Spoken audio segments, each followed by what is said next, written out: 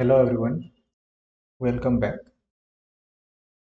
तो आज हम डिस्कस करेंगे इंडियन इकोनॉमी। है इंडियन इकोनॉमी।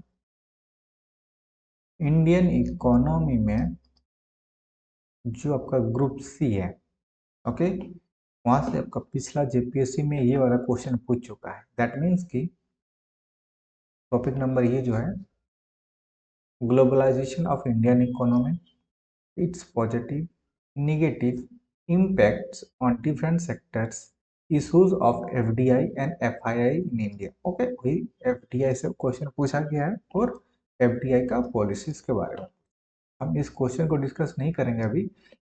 मैं आपको जो बताने वाला हूँ कि किसी भी टॉपिक को कैसे प्रिपेयर करते हैं। ठीक है, फॉर एग्जांपल आज हम बात कर लेते हैं ये वाला पहला वाला टॉपिक जो न्यू इकोनॉमिक रिफॉर्म्स है।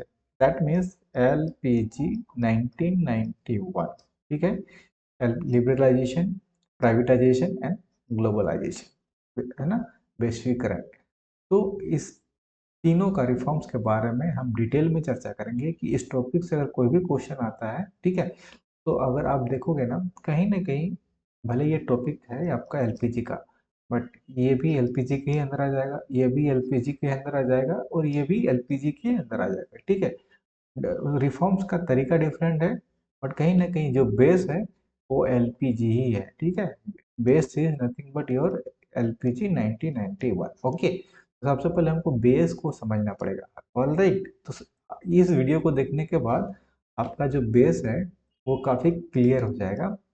99 एलपीजी से रिलेटेड है ना, और ये काफ़ी मेंस ओरिएंटेड होगा। ठीक है, मेंस ओरिएंटेड होगा कि मेंस में कैसे आप आंसर को फ्रेम कर सकते हो, क्या क्या टॉपिक को कवर कर सकते हो, क्या क्या पॉइंट को कवर कर सकते हो। सबसे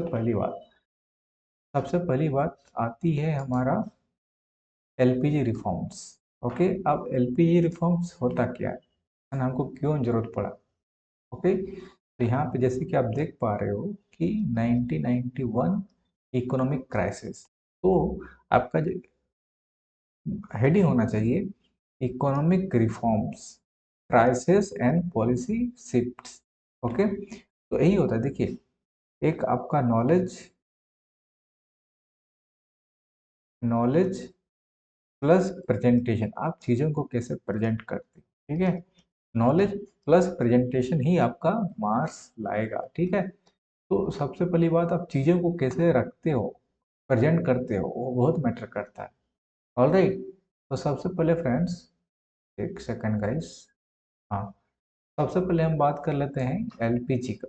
तो सबसे पहले आपको समझना पड़ेगा एलपीजी का जो पॉलिसी शिफ्ट है, हम क्यों एलपीजी की तरफ शिफ्ट हुए। तो 1991 से पहले आप बताओ इंडिया का इकोनॉमी अभी भी क्या है। हम लोग बोलते हैं इंडिया का जो इकोनॉमी है मिक्स्ड इकोनॉमी है। ओके, मिक्स्ड का मतलब क्या होता है कि आपका कैपिटलिज्म, है ना, कैपिटलिज्म प्लस सोशलिज्म, यही हम बात करते हैं।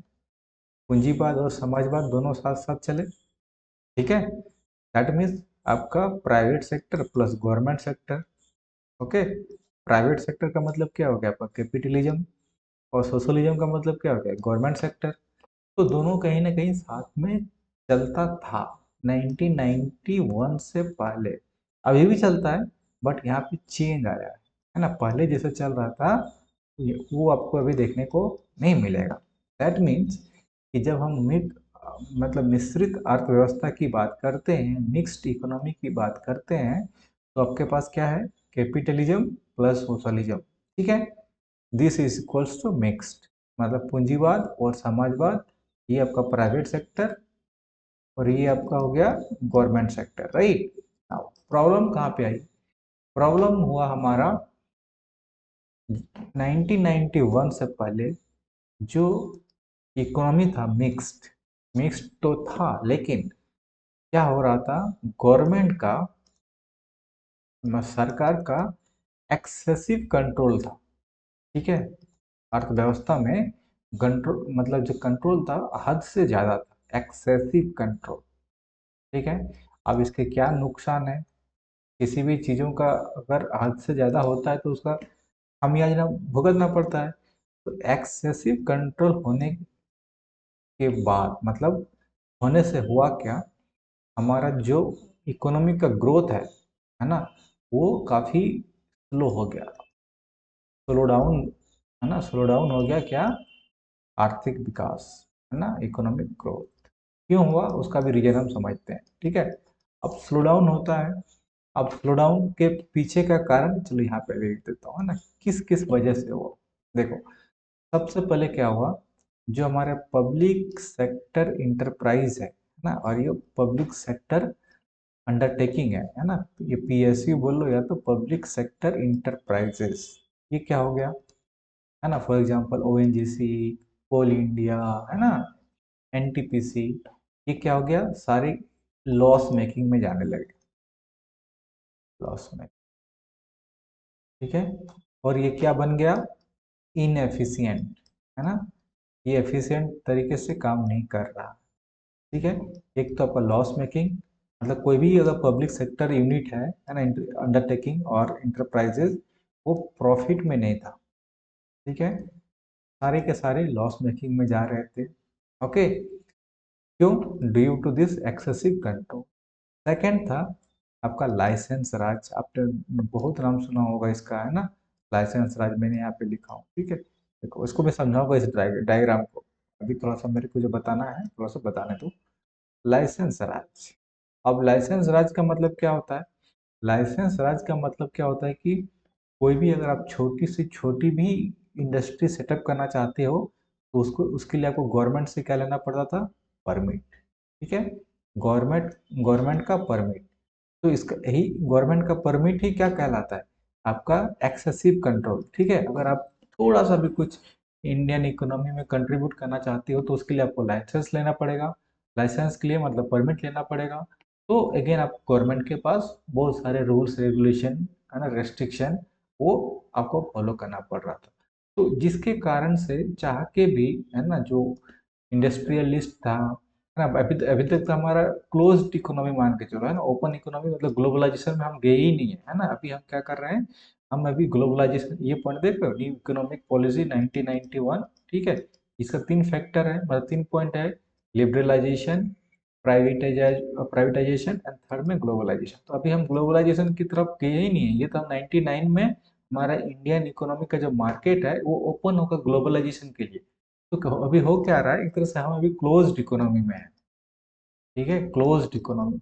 ग्लोबलाइजेशन के लिए क्या होना चाहिए, ओपन इकोनॉमी होना चाहिए, है ना, खुली अर्थव्यवस्था होना चाहिए। अभी हम पर अर्थव्यवस्था में है, अगर खुली भी है, ओपन भी है, तो टेरिफ बहुत ज़्यादा हाई है, ठीक है, बहुत ज़्यादा टेरिफ है, और टेरिफ पे हम बात करेंगे।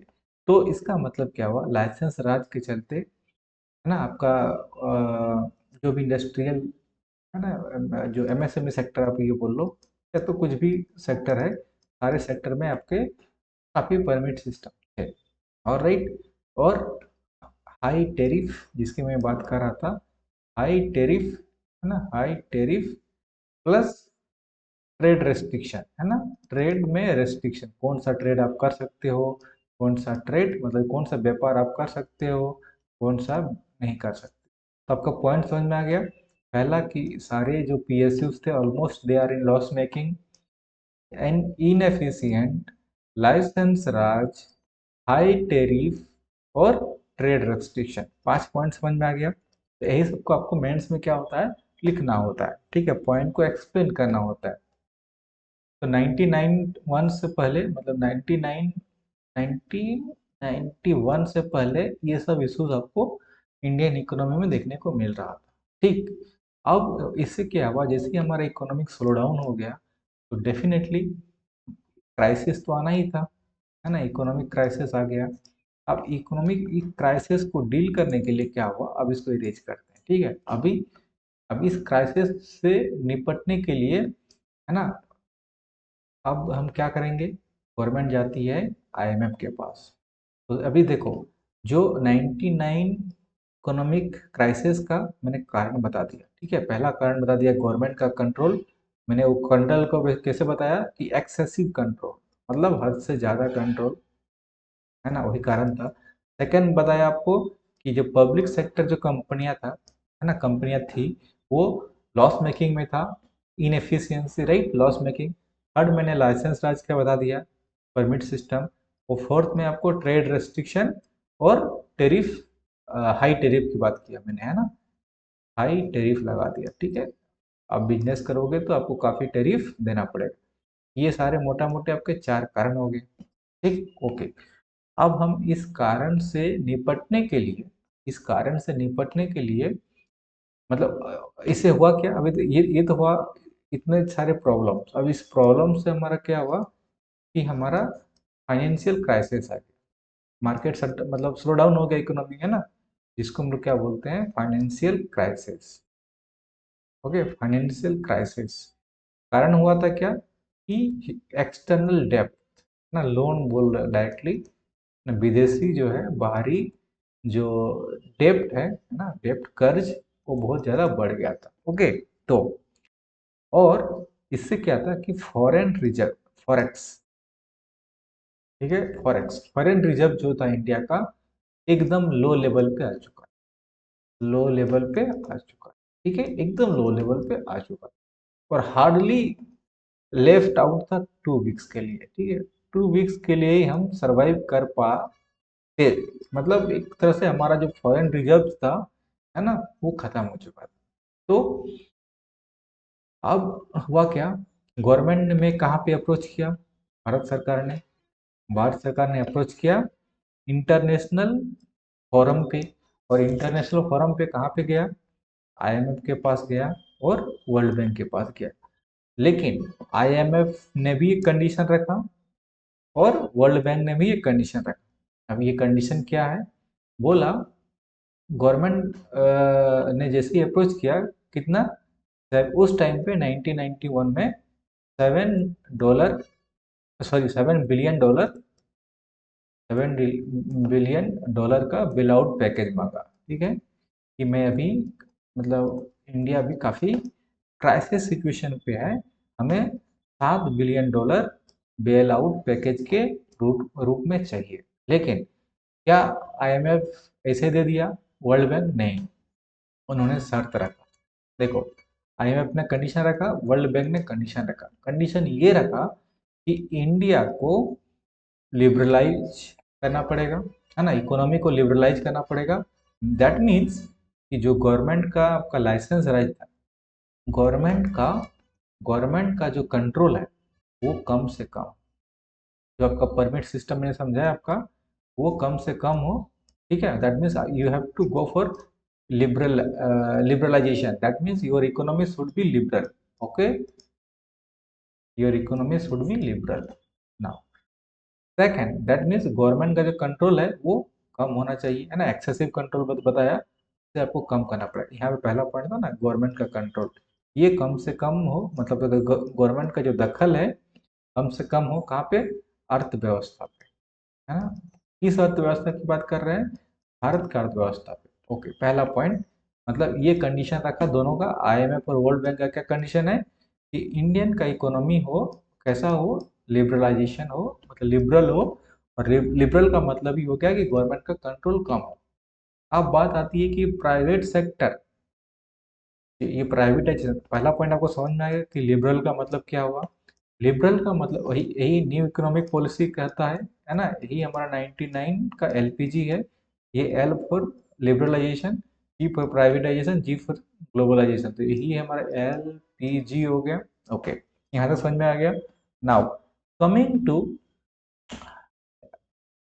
प्राइवेटाइजेशन।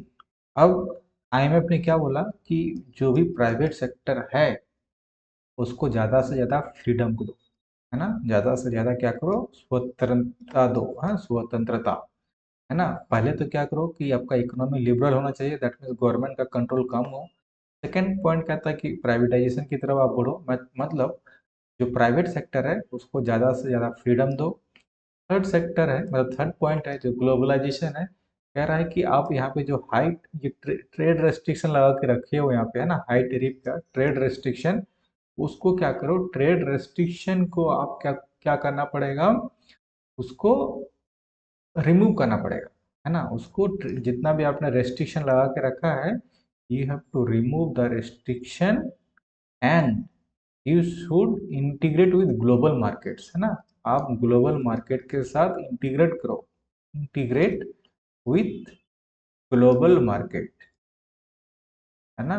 मतलब वैश्विक जो मार्केट है, वैश्विक बाजार के साथ क्या करो, आप वैश्विक बाजार के साथ इंटीग्रेट करो and you remove this trade restriction, you remove this licence raj, you remove this public sector efficiency और गवर्नमेंट का कंट्रोल कम से कम हो।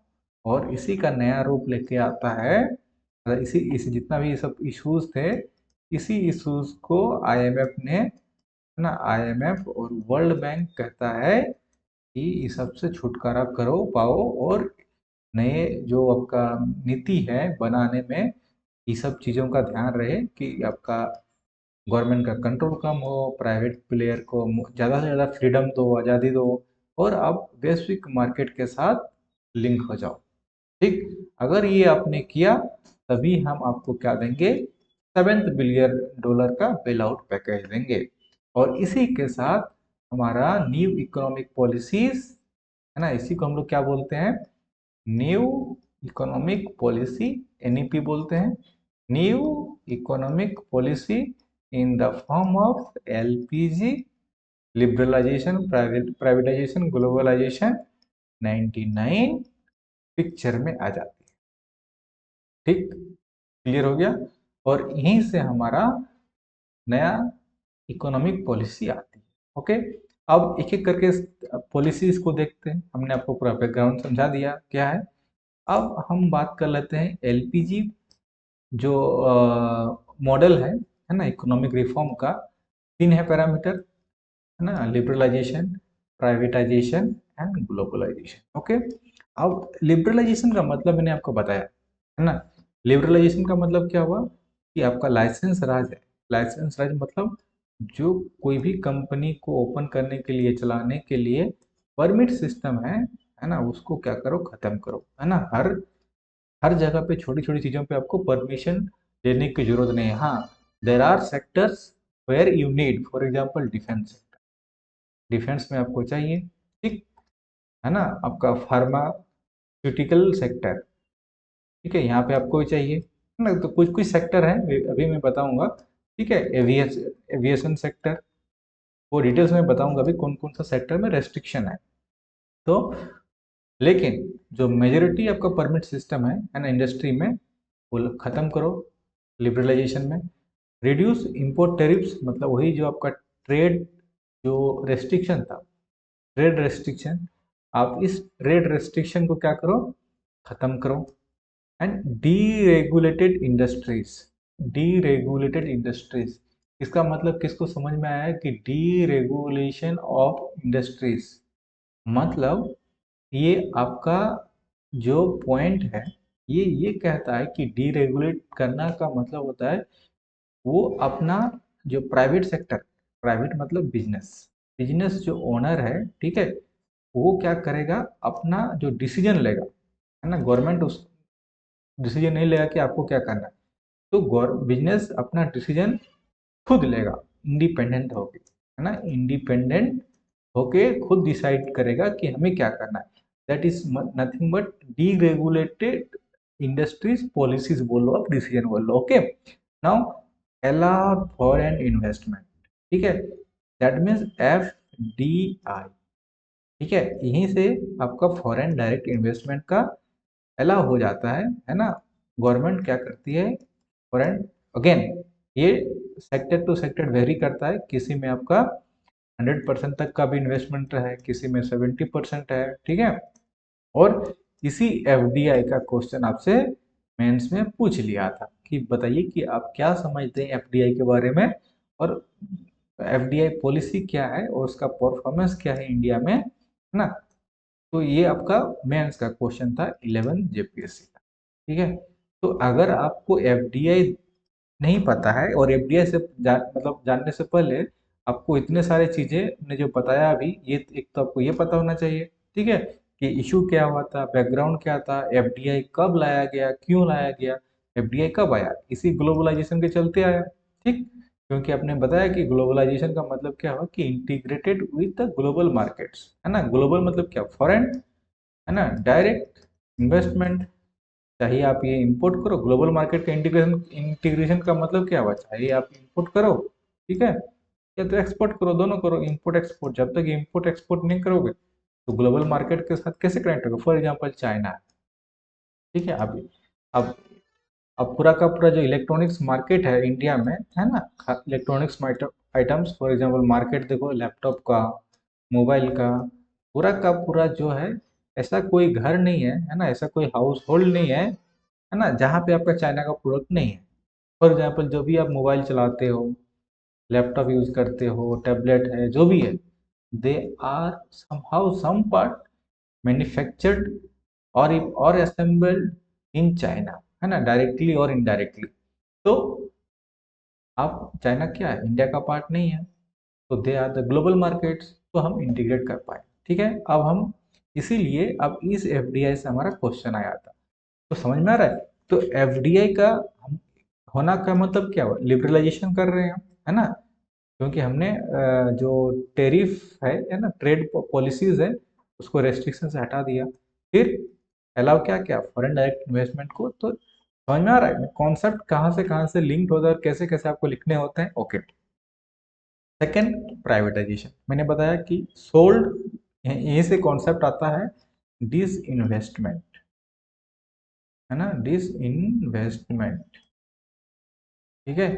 डिस इन्वेस्टमेंट का मतलब क्या होता है, गवर्नमेंट अपना जो शेयर होता है ना, गवर्नमेंट का शेयर होता है, वो क्या करती है, कुछ परसेंटेज, है ना, अपना पब्लिक, पब्लिक मतलब क्या होता है, गवर्नमेंट पब्लिक लिमिटेड से ले जाके प्राइवेट कंपनी को, दैट मीन्स प्राइवेट लिमिटेड में क्या करती है, बेच देती है ना। इसका अनेकों एग्जाम्पल है, फॉर एग्जाम्पल एल आई सी,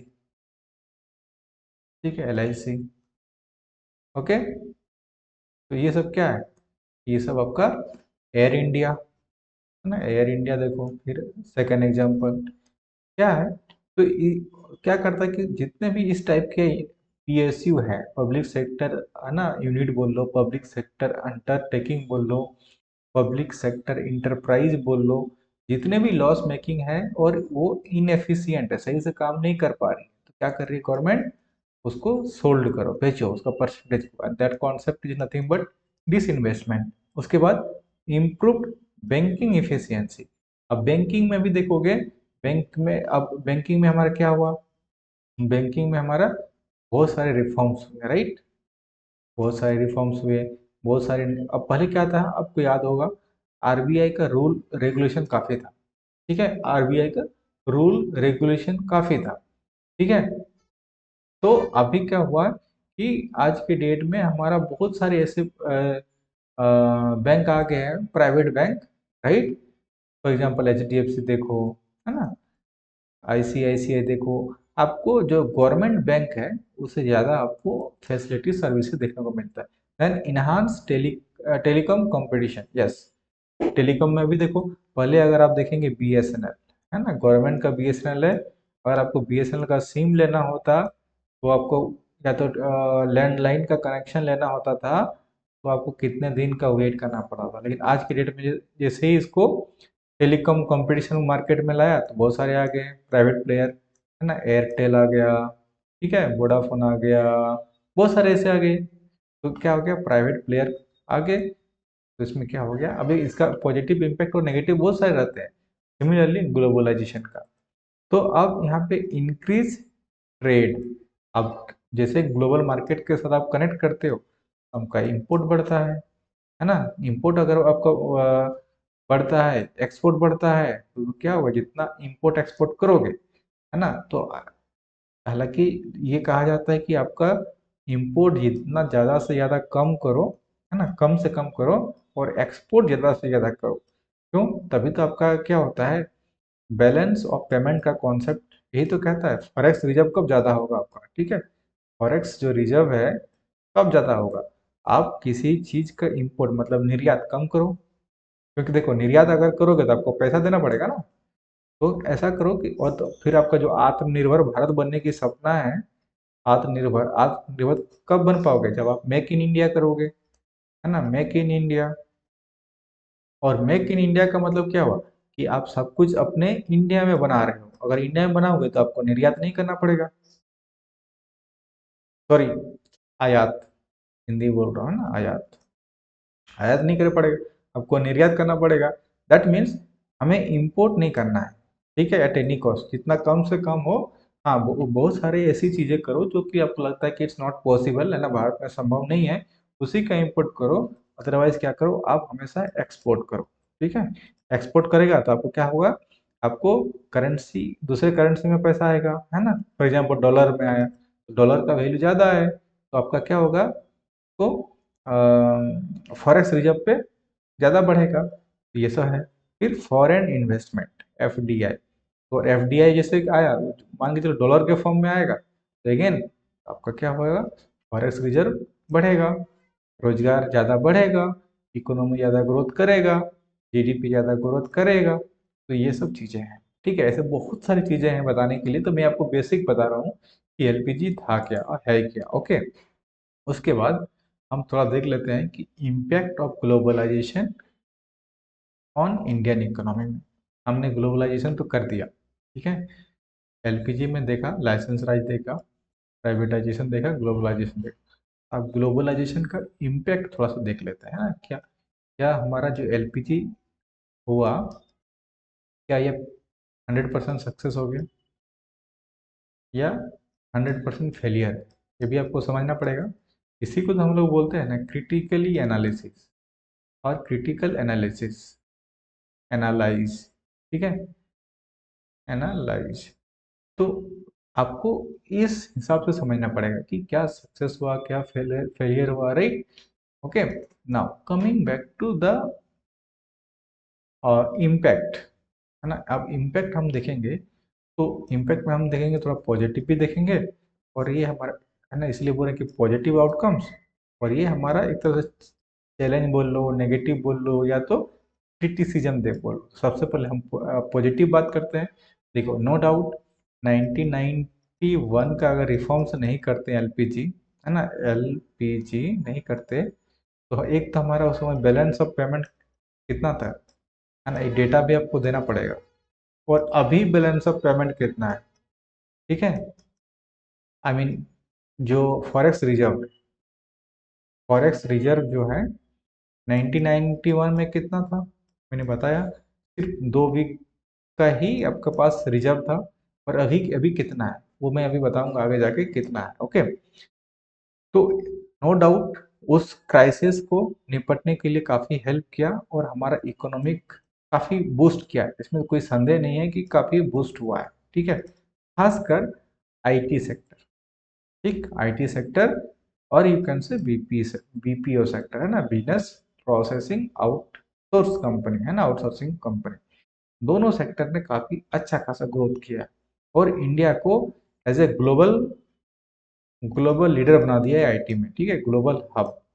इसीलिए हम बेंगलुरु को क्या बोलते हैं,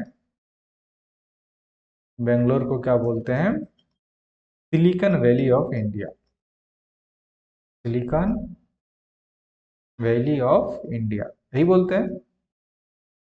हाँ, जैसे कि कैलिफोर्निया को, यूएस को क्या बोलते हैं, कैलिफोर्निया को बोलते हैं, राइट, कैलिफोर्निया को यूएस में बोलते हैं। सिमिलरली बेंगलोर बेंगलोर को क्या बोलते हैं, silicon valley of India, because of software company, because of software company, okay, because of software company. That means कि हमारा सेक्टर काम तो अच्छा किया है, फॉरेन इन्वेस्टमेंट बढ़ा है, ठीक है, अभी मैं डेटा दूंगा कितना बढ़ा हुआ है आगे जाके, ओके, नो डाउट। उसके बाद अब कंज्यूमर का बेनिफिट कैसे हुआ है, ठीक है, कंज्यूमर का बेनिफिट ऐसे हुआ है, मान के चलो आज आप घर बैठे अमेजन से प्रोडक्ट मंगाते हो, ठीक है, Flipkart is nothing but Walmart, है ना, वॉलमार्ट का नाम सुना होगा, जब पहले फ्लिपकार्ट हुआ करता था, अभी भी फ्लिपकार्ट है ना, but because of this disinvestment kind of thing, but disinvestment government के कॉन्टेक्स्ट में होता है, बट अब मान के चलो कि फ्लिपकार्ट का जो है शेयर ज़्यादा, जो होल्डिंग है वॉलमार्ट के पास है, ठीक है, तो एक तरह से बिग बिज, यू कैन से दैट कि फ्लिपकार्ट मतलब इसमें मर्ज हो गया या तो बेच दिया, ऐसे बोलो, ठीक है। तो अमेजोन क्या है, बाहर की कंपनी है। वॉलमार्ट क्या है, बाहर की कंपनी है, ठीक है, यूएस की कंपनी है।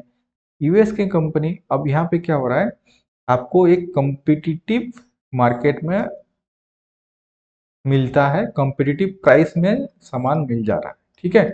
आप अगर मान के चलो, अगर एक मोबाइल भी आपको लेना होता है या लैपटॉप लेना होता है, तो आप पहले अमेजन में चेक करते हो, फ्लिपकार्ट में चेक करते हो, सेम चीज़। और जहाँ पे आपको सस्ता मिलता है, ऐसे ज़्यादा ज़्यादा का डिफरेंस भी नहीं होता है ना, ज़्यादा का डिफरेंस नहीं होता, तब भी आप चेक करते हो। तो जहाँ पे आपको कम मिलता है, वहाँ पे आप ले लेते हो। तो उसमें आपको क्या हुआ, एज ए कंज्यूमर आपको बेनिफिट हुआ, हुआ कि नहीं हुआ? यस। ये सब पॉजिटिव बातें हो गए, ठीक है। लेकिन जब हम बात करते हैं चैलेंज की, इसका negative of side of it, सबसे पहले हम बोल रहे हैं इकोनॉमिक तो ग्रोथ हुआ है, लेकिन हम इंडियन इकोनॉमी कैसा है, भारतीय अर्थव्यवस्था का जो ग्रोथ है ना, एक कॉन्सेप्ट आता है, that is nothing but your jobless growth. Growth हुआ है, नो डाउट, है ना। हम बात करते हैं कि इंडिया को हम, है ना, इंडिया को हम 5 ट्रिलियन डॉलर बना देंगे, 7 ट्रिलियन बना देंगे, है ना। हम 7% से ग्रो कर रहे हैं जीडीपी, वो सब सही है ना। जीडीपी कितना परसेंट से ग्रोथ कर रहा है ना, वो अच्छी बात है, वो मैटर करता है। लेकिन जो सबसे मैटर बात करता है, वो मैं अभी आपको बता देता हूँ, है ना। जब तक इस चीज़ों को समझेंगे नहीं, तो जो आपने एक कॉन्सेप्ट पढ़ा है, सस्टेनेबल डेवलपमेंट, सस्टेनेबल सतत विकास।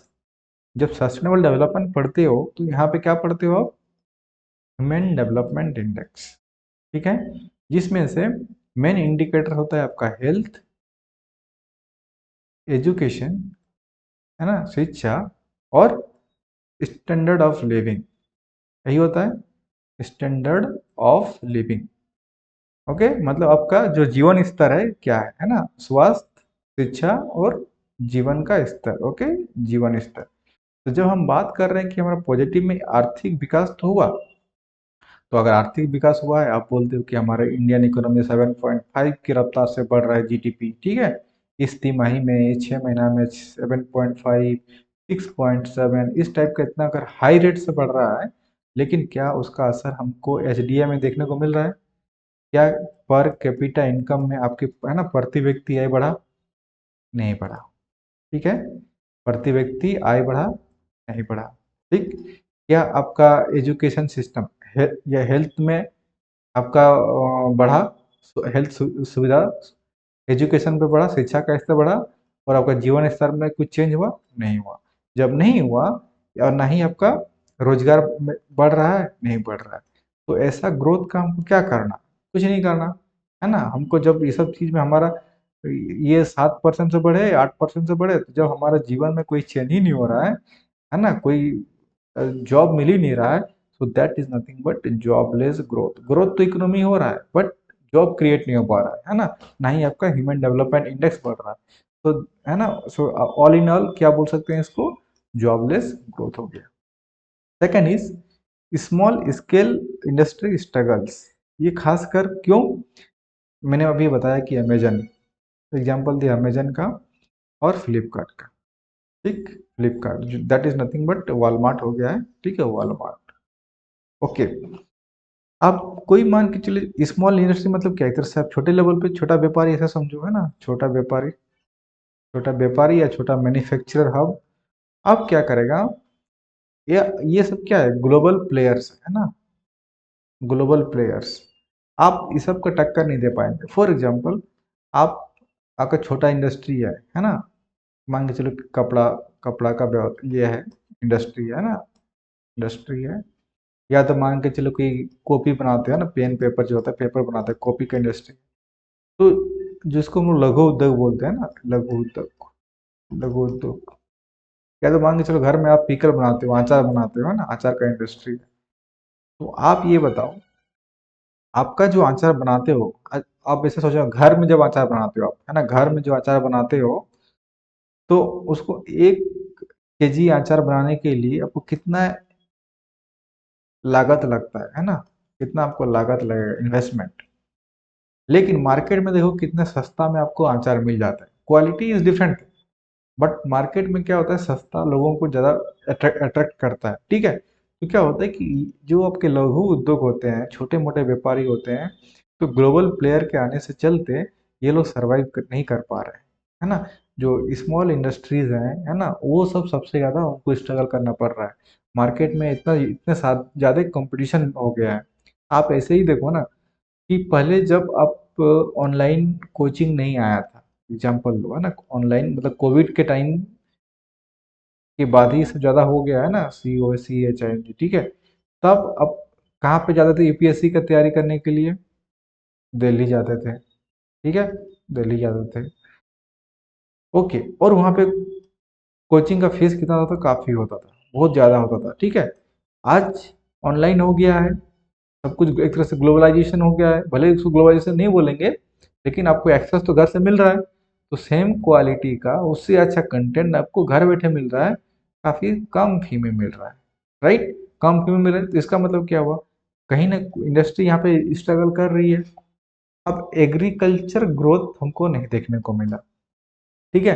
हमने 1991 का रिफॉर्म्स तो किया, लेकिन एग्रीकल्चर में एज सच कोई हमको ज़्यादा फायदा नहीं दिखा।